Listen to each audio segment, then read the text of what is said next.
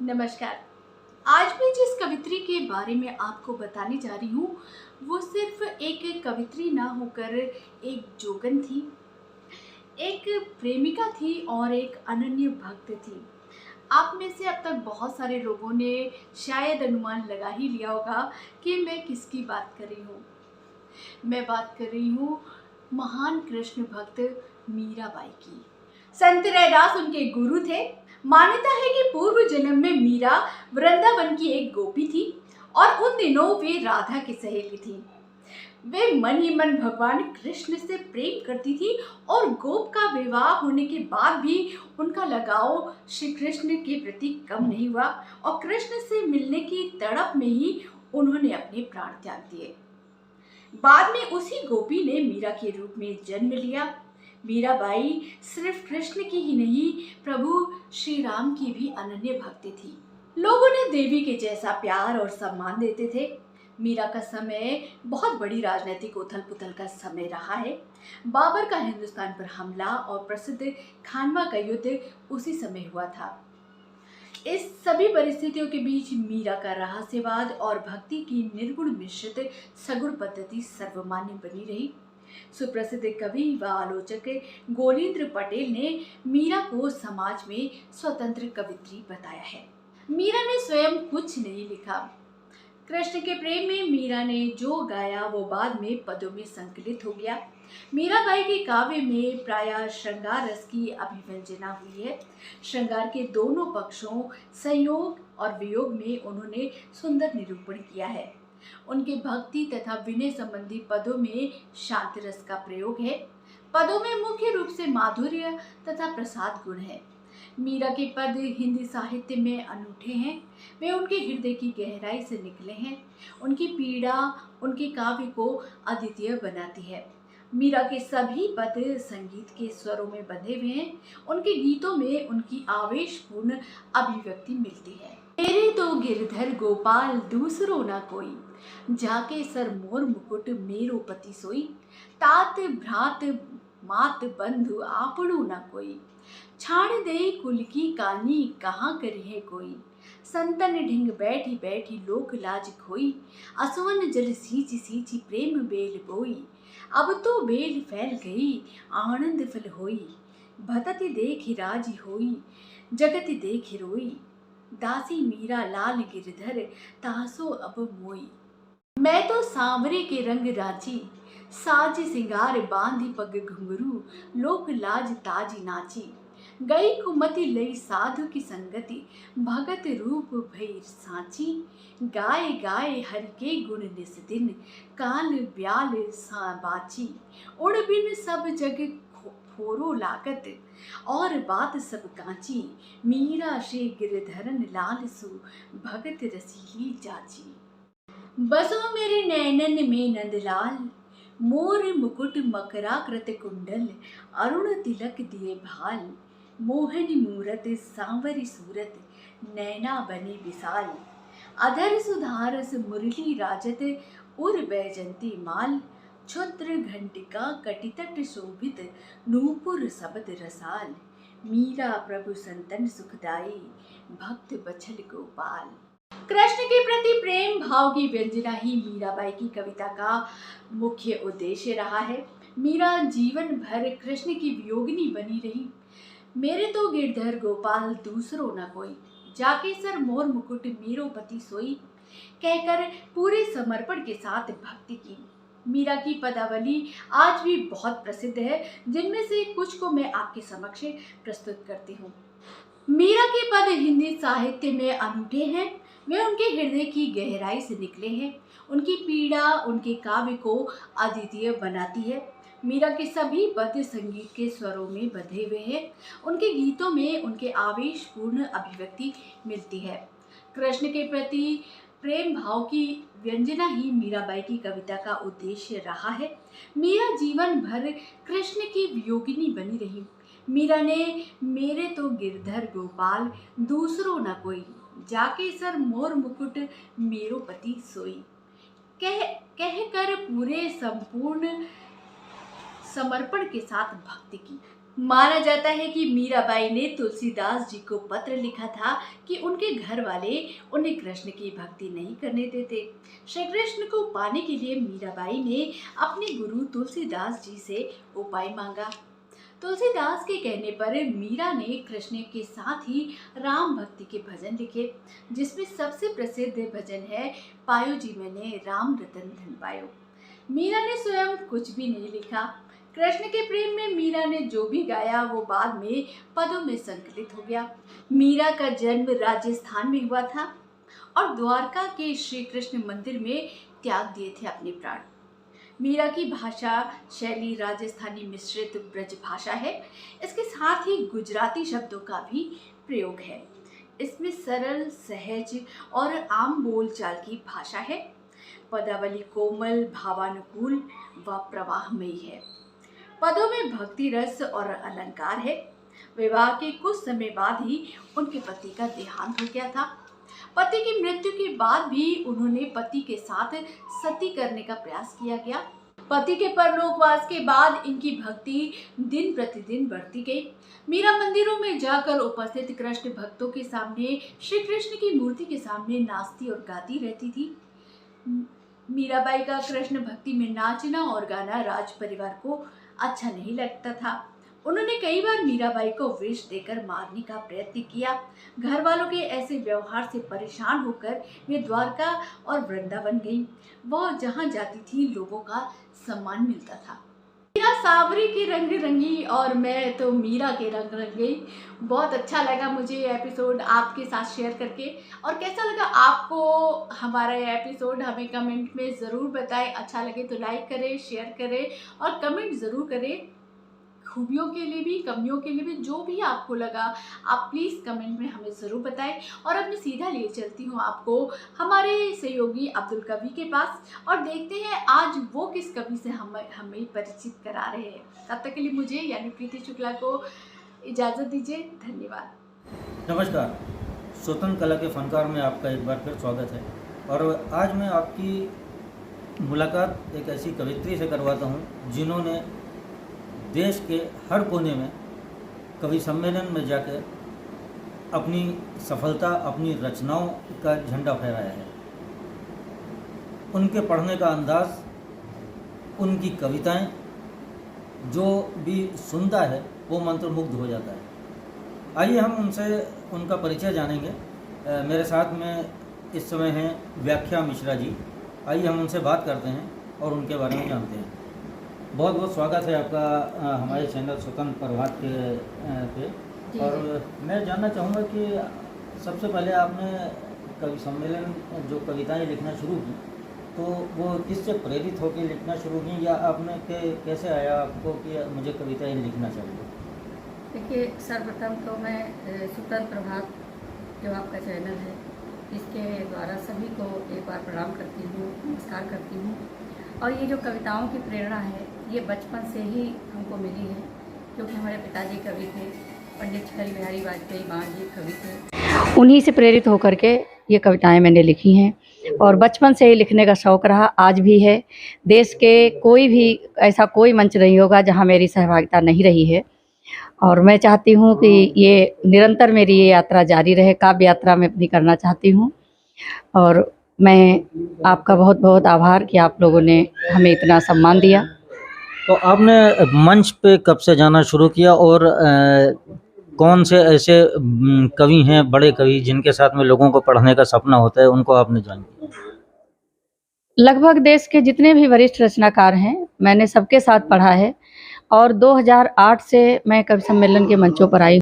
2008 से लगातार काव्य यात्रा मैंने अपनी जारी रखी और हर प्रकार की श्रृंगार, अंगार, नारी शक्ति और ये जो करुण रस और भक्ति रस, ऐसी कोई भी विधा नहीं मेरी छोटी है जिस पर मैंने अपनी कलम नहीं चलाई।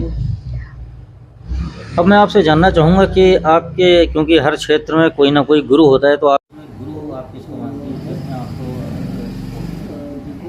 गुरु तो कोई नहीं है, बस समझ लीजिए ऊपर वाला ही गुरु है। सरस्वती माता ने हमें वरदान दिया, मैंने उन्हीं को अपना गुरु माना और आज तक कोई मेरा गुरु नहीं है, बस वही माता सरस्वती जी हैं, वही मेरी गुरु हैं। उन्हीं ने सब कुछ लिखवाया और उन्हीं का मैं जीवन आभार व्यक्त करती हूँ कि इतना अच्छा ये वरदान दिया है, जिसके कारण मैंने हर प्रकार की रचनाएं लिखी हैं। और श्रृंगार मुख्य विधा रही श्रृंगार, तो मैं श्रृंगार की कुछ पंक्तियाँ आपको सुना। एक मेरी गज़ल तो नहीं कह सकती उसको, गीतिका है, उसका शीर्षक है कि मैं किसी से प्यार न करती तो और क्या करती। उसको मैं तरन्नुम में पढ़ती हूँ, सुनिए। किसी प्यार न करती और क्या करती, किसी से प्यार करती तो और क्या करती, किसी से प्यार न करती तो और क्या करती, मैं जान निसार न करती तो और क्या करती, ये उसका वादा था आएगा लौट कर एक दिन, ये उसका वादा था आएगा लौट कर एक दिन, ये उसका वादा था आएगा लौट कर एक दिन, मैं इंतजार न करती तो और क्या करती, मैं इंतजार न करती तो और क्या करती, किसी से प्यार न करती तो और क्या करती।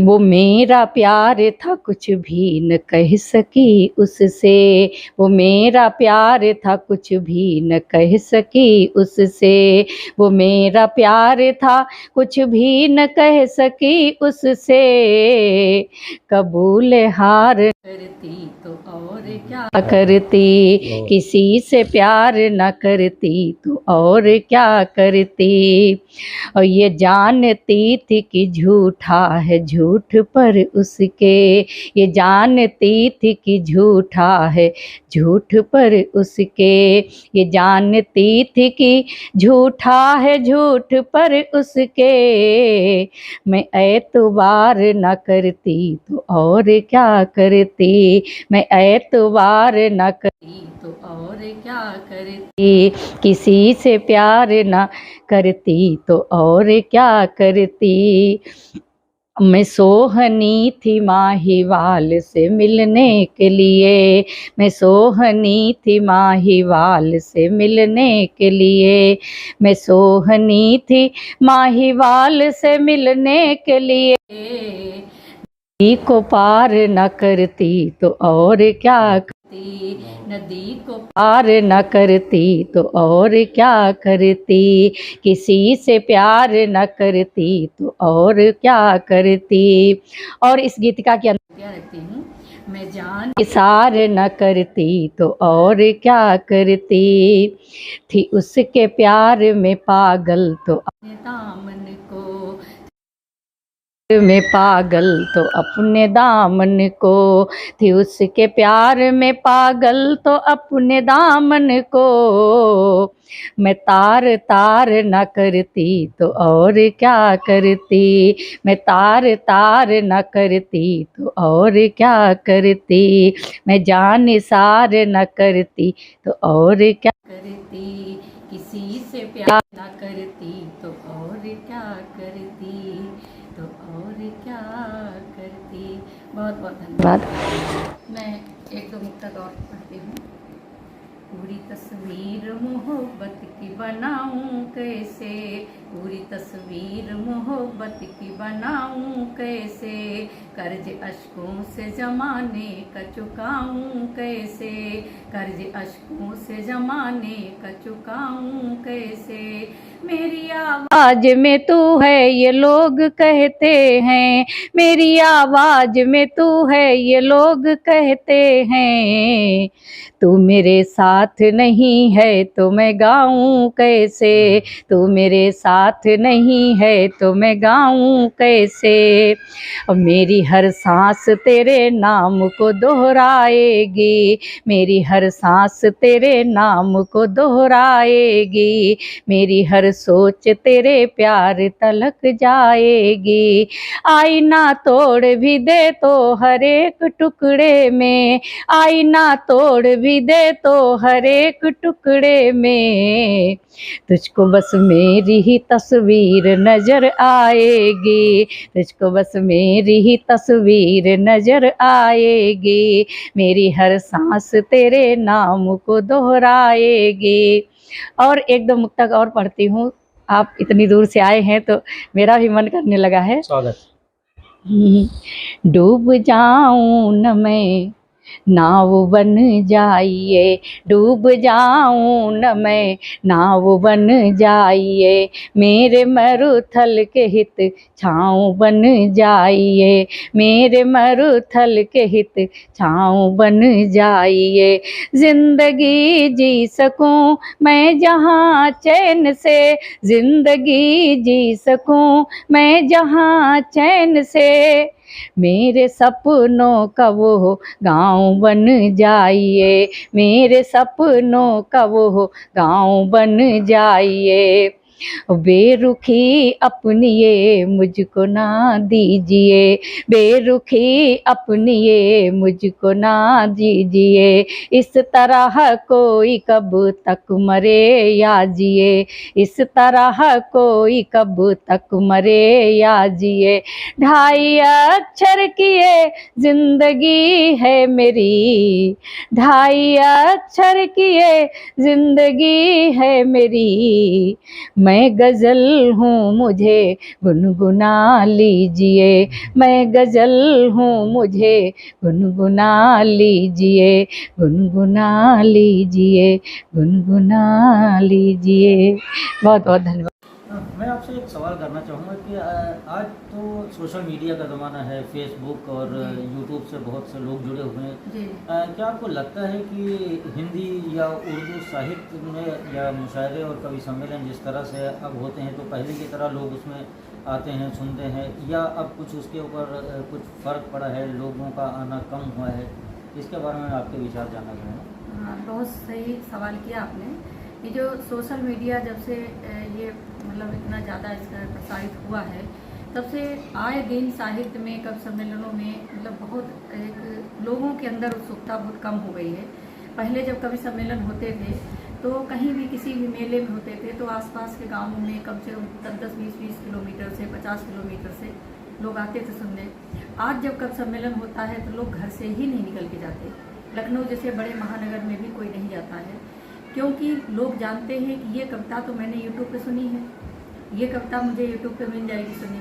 कवि या शायर जब भी कोई अपनी कविता या गज़ल या मुक्तक या गुनगुनाता है तो श्रोता जो होते हैं वो आगे से ही उनको पता है, वो आगे आगे गुनगुनाते हैं। तो सोशल मीडिया का कुछ फ़ायदा भी हुआ है कवियों को, बहुत से कवियों की कविताएँ वायरल हो गई हैं तो उनको बहुत उसका मतलब लाभ मिला, लेकिन कहीं न कहीं साहित्य के लिए बहुत ये हानिकारक हो गई। साहित्य के प्रति बहुत ये बिल्कुल उत्सुकता कम हो गई। जो लोग पहले कहते थे कवि सम्मेलन सुनने चलेंगे, प्लान बनाते थे महीनों से, अब वो चीज़ नहीं रह गई है। अब लोग घर से ही टीवी पर भी आ रहा है, आपके मोबाइल फ़ोन पर भी आ रहा है, और फेसबुक पर हर तरह के आप पूरा दिन देखिए कहीं कहीं किसी न किसी कवि की कविता आपको मिलेगी।